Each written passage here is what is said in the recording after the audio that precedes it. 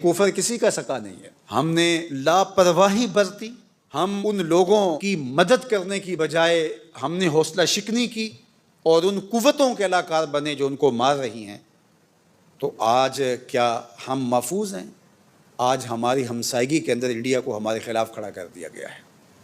ایک جھوٹا مکر فریب پر مشتمل ایک ڈرامہ رچایا گیا ہے۔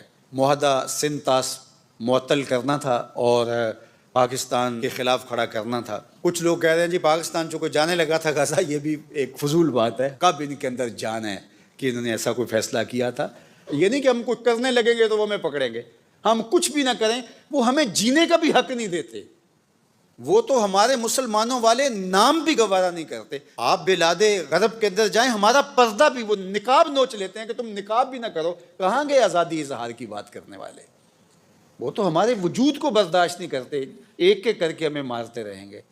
لیکن بہرحال یہ موقع ایسا ہے کہ ہمیں متحد ہونے کی ضرورت ہے، ورنہ یہ بات ذہن میں رکھیے گا، عالمی سطح پہ متحد نہیں ہوں گے تو جو حال ہوا ہمارا وہ آپ کے سامنے ہے۔ اور اگر ہم ملکی سطح پہ متحد نہیں ہوں گے تو ہم سے کتنی بڑی طاقت ہمارے مقابل کھڑی ہے، اور دنیا کے بڑے بڑے جگادری اور دنیا کے بڑے بڑے بدماش اس کی پشت کے اوپر ہاتھ رکھ کر کے اس کو کہہ رہے ہیں تو دلیر ہو۔ وہ پاکستان کے وجود کو برداشت نہیں کر رہے۔ پاکستان کے وجود کو ہمارے کچھ مسلم ممالک بھی برداشت نہیں کرتے، اس اعتبار سے کہ یہ ترقی کرے۔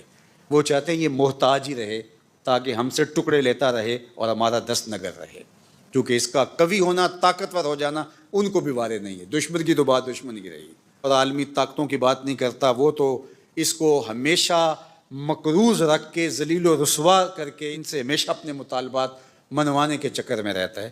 اور ہمارا ہمسایہ تو پہلے دن سے ہمیں کبھی اس نے قبول نہیں کیا۔ اندرا گاندھی نے کہا تھا کہ ہم نے دو قومی نظریے کو کب سے اکھاڑ کے پھینک دیا ہے سمندر کے اندر، جب مشرقی پاکستان الگ ہوا تو اس نے کہا ہم نے جنازہ نکال دیا ان کے دو قومی نظریے کا۔ اب یہ بچا کھچا پاکستان، اس کے بھی وہ ٹکڑے بکھرے کرنا چاہتے ہیں، اور پاکستان کے وجود کو پوری دنیا کی کوئی طاقت قبول کرنا نہیں چاہتی۔ اندر سے بھی جوکیں لگی ہیں، نوچ رہی ہیں اس کو۔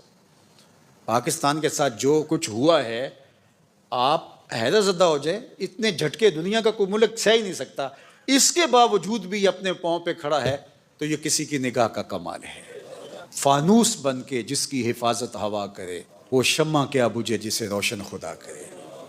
اس لیے پاکستان، میں نے بارہا کہا ہے، مٹنے کے لیے نہیں، قیامت تک قائم رہنے کے لیے معرض وجود میں آیا ہے۔ تو اس وقت حکومت کے کارپردازان کو اور عوام کو، اپوزیشن کو، سب لوگوں کو مل بیٹھ کے سوچنا ہوگا، ملک کے لیے اپنی اپنی اناؤں کو ذبح کرنا ہوگا، اور مل کے اس وطن کے لیے سوچنا ہوگا۔ اگر پاکستان ہے تو ہم ہیں، اور اگر پاکستان نہیں تو پھر ہمارا وجود کہاں ہے؟ تو اپنی انا کو چھوٹا کریں اور پاکستان کو بڑا مانیں اور مل بیٹھیں۔ اور اس وقت جو حالیہ مسئلہ ہے، دشمن جو ہمیں آنکھیں دکھا رہا ہے، ہم متحد اور متفق ہو کر کے ان کو بتائیں کہ یہ ہمارے داخلی معاملے تھے، تمہارے مقابلے کے اندر ہم سیسا پلائی ہوئی دیوار ہیں، اور اگر پاکستان کی طرف میلی آنکھ سے دیکھا، آنکھ نکال کے رکھ دیں گے۔ اس قوم کے جذبے اور اس قوم کا اس پاکستان کے ساتھ تعلق خاطر اور وابستگی کسی سے چھپا ہوا نہیں ہے۔ انشاءاللہ اللہ اس وطن کی حفاظت فرمائے گا۔ میں اس موقع پر پاکستانی گورنمنٹ کو، اپوزیشن جماعتوں کو، اور جتنے بھی ادارے ہیں سب کو کہتا ہوں کہ اس حساسیت کو مد نظر رکھتے ہوئے اس وقت وہ جڑ کے بیٹھیں اور دشمن کو دندان شکن جواب دیا جائے۔ یہاں کوئی کمزور بیان، کمزور بات، کمزور پالیسی لوگوں کو توڑ کے رکھ دے گی اور لوگوں کا مورال نیچے کرے گی۔